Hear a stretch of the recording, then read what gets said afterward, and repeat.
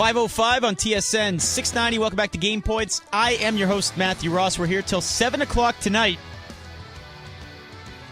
Update on the playoff scoreboard. 2-0 Hawks over the Wild. Still early stages of the third period there. And Mo in San Antonio, Game 7 against the Mavs for the Spurs. Not much of a game right now. San Antonio up 68-46 over the Mavs. At halftime, Tony Parker with 24 points, leading the way for the Mavericks. Dirk Nowitzki with 17 points. Vince Carter, your boy. My boy? Your friend. What? 5 points. Okay. Let us talk some Habs Bruins here. And the next guest of this program is quite qualified to talk about that. He is a columnist for the Boston Globe. You can check out his stuff on boston.com. Don't forget to follow him on twitter.com/Globe Eric Wilbur. It is Eric Wilbur. Hey, Eric, how you doing? Good. How are you guys doing? Very well. Very well. Thanks. Thanks for taking the time. Appreciate it. Now, we got a series, don't we? Well, we expected this. I mean, as soon as we knew it was going to be Bruins Canadiens, I think everyone thought, this is going 7. Coming out of the gate, it's a bad matchup for the Bruins, and for the same reasons why everyone said the Red Wings were going to give them fits. Now, the speed of the Red Wings never really, factored into what the Bruins brought to the table, being able to dispatch them in 5. But the Canadiens so far, obviously in Game 1, the Canadiens showed that their speed can really affect the Bruins a lot, and they showed on Saturday that they can kind of go the Bruins into taking dumb penalties and playing them into that game. So I thought that was very telling, the way the Bruins kind of reacted in the second period, kind of losing their composure, really unraveling, and taking what was another miraculous comeback to actually come back and win Game 2. You could argue the Bruins should have won Game 1 based on all the missed opportunities they had against Carey Price. You should argue, very rightly at the same time, the Canadiens should have won Game 2. So, either case, here we go, 1-1 up to Montreal, and you're right, we got a series. It's going to be a lot of fun. Update in Chicago, the Wild have just scored on Corey Crawford, 18 minutes left in the third period there, so 2-1 Hawks right now over Minnesota. We're chatting with Eric Wilbur of the Boston Globe, and that's exactly right, isn't it, Eric? I mean, the Bruins can probably think to themselves, you know what, we should really be up 2-0. We've outplayed them for maybe 40 of the 60 minutes, or you should say 80 of 120 minutes, something like that, whereas the Canadiens are probably thinking, hey, we won the first game, we blew a lead in the third period, we could be up 2-0. Yeah, absolutely. I mean, either team could look at it in that way. Particularly, I thought the Bruins on Thursday night. If you look at their missed chances, you had the Soderberg puck that dribbled behind Carey Price somehow doesn't cross the line. You had Milan Lucic just swinging and missing at a puck right there there was a 4-foot hole there for him to score in. Just couldn't get the stick on the puck.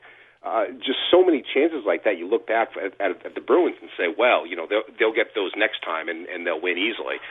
Well, didn't come that way. Obviously in Game 2, I think for anyone that said the Bruins had to play better than they did Thursday night, it was kind of discounting the fact that the Habs were probably going to play better as well. That's discounting Carey Price, who is completely, despite all those. The Bruins probably could have won that game 9-3 on Thursday night, and Carey Price still should have been the first star of the game, the way he was, stopping pucks in net. So that's not taking anything away from his performance. But the Bruins had so many opportunities and so many missed chances; they should have won that game outright. So I think they took that into the Game 2 with an attitude of, we dominated so much in Thursday, we can do it again in this game. And clearly that wasn't the case in the way the Canadiens, again, that's 4 power play goals already for a team that hadn't scored any in the previous series, yep. And against a penalty kill that the Bruins had brought to the table. That's one of the best in the playoffs. We knew there was going to be something to watch, and it's already become a huge factor in this series. Yeah, that's exactly right about the power play. Pacioretty scoring in overtime, rather on the power play to end the Lightning series was basically the aberration. You're right, and so it's been quite a surprise, and not even a deterrent though. The Bruins are still playing their style and really obviously trying to rough up the Habs. But if you look at what the Canadiens have to do for Game 3. They have to obviously go back to using their speed, but we've been talking about it here in the studio, and I'd love to get your perspective on it, Eric. The Bell Center has not been a great home ice advantage for the Canadiens since they moved there in 1996. We just talked about the record, 20 and 29 in the history in the playoffs for Montreal at home. And the Bruins, of course, in 2011, coming into town, winning 2 games when they were down 2-0 in that opening round series. So for Bruins fans, I would assume then they're not so worried about where this game is going to be played.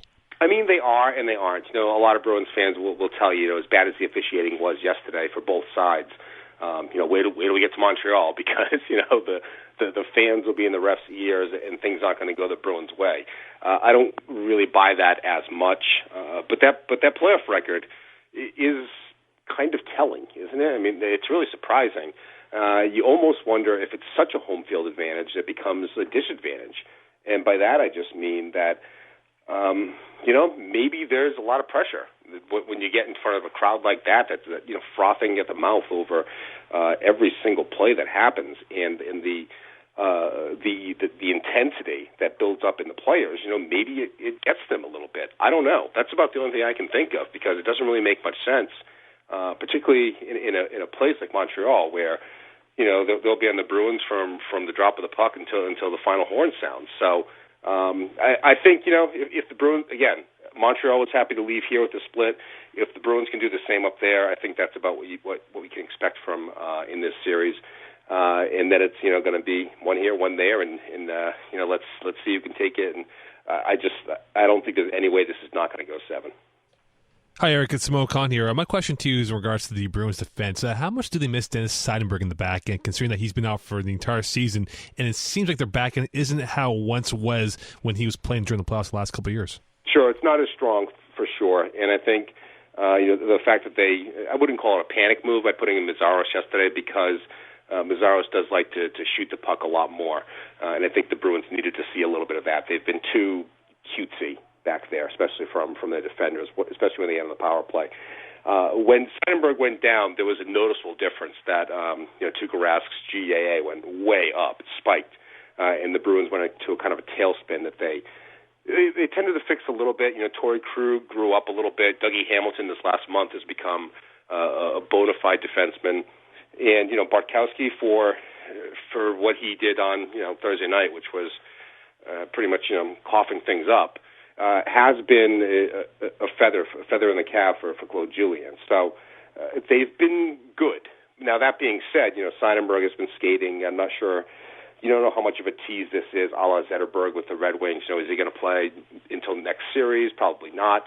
But if the Bruins go down in this, 1-2 or 1-3, I wouldn't be surprised to see him, make that recovery a little bit sooner than anticipated. So that could certainly be something to watch. Whether or not he's 100% and you want to throw him into game action in a situation like that, that's a big question.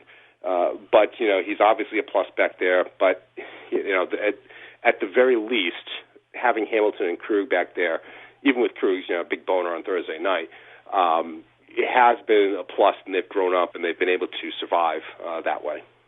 Boston Globe's Eric Wilbur joining us here on Game Points with Matthew Ross. If you go to boston.com, you can check out a great column from Eric a few days ago called The Lazy Racist Depiction of Boston, thanks to a despicable handful. A great read, Eric, and I don't think people here in this city, for the most part, think of Boston as a racist town or start pulling up the historical things that you mentioned in the column. For me personally, and it's not even an exaggeration, it is my favorite U.S. city. I'm a Red Sox fan, a Celtics fan, but I just want you to speak to Montrealers and tell them a little bit about that column and your thoughts.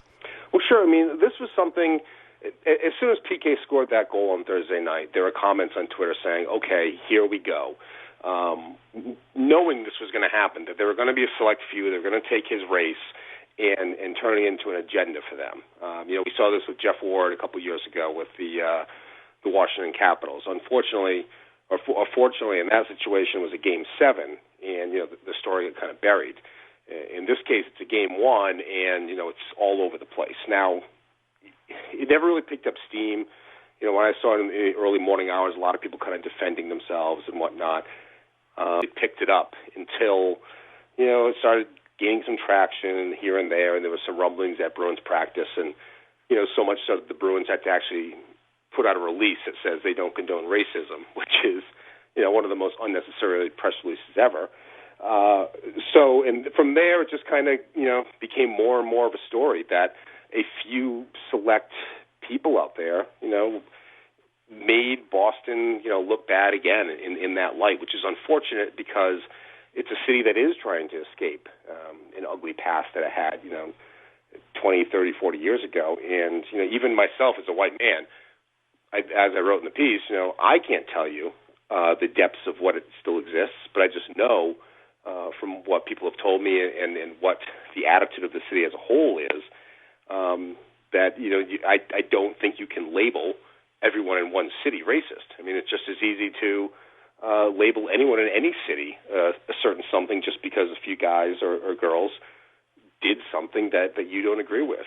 So I just thought it was kind of important to get it out there because the news media can be very lazy and report this story as Boston Bruins fans took to Twitter and had racial undertones to it when in reality it may have been a Bruins fan from the Midwest somewhere or across seas. I mean, who knows? It may not be a Bostonian. I mean, that being said, I do have a friend that was at the game, and he said the guy behind him was saying some things that he would feel uncomfortable repeating. So, that's not a defense that those people aren't out there. They obviously are, unfortunately. But a couple of bad people don't ruin it for everybody, and I think that's the message. Kind of the message the Bruins wanted to get across, and I think that's the message, obviously, that someone like PK understands. Now, what's befuddling to Montreal fans, one of the first things that people say here is PK's brother's with the Bruins. Right. I mean, isn't that crazy? Yeah, it's crazy. And I wonder, that again, like Claude Julien said, those people aren't Boston Bruins fans. We don't want them as hockey fans. You know what? They're probably not Boston Bruins fans. They probably don't know that Malcolm's in the organization. They probably don't know that Malcolm, partly Malcolm. I mean, that was kind of a nightmarish game last night. But the fact that the Providence Bruins are, headed to the next round of the AHL playoffs, they have no clue about that. It's are they going to boo Jerome Iginla when he scores a game-winning goal? I just think that a lot of this is wrapped up in colors, and the colors of being black and gold and red, white, and blue.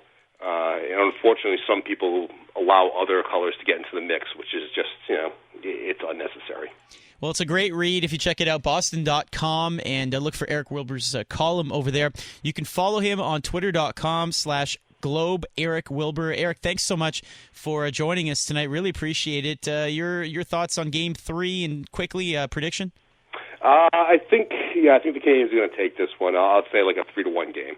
I just think that the energy they're going to build off at the Bell Center is going to be a little much for the Bruins, and I think that Tuukka Rask hasn't really found his game quite yet against the Canadiens. I mean, I don't know if you guys know the stat. But yesterday was his first win. Yeah.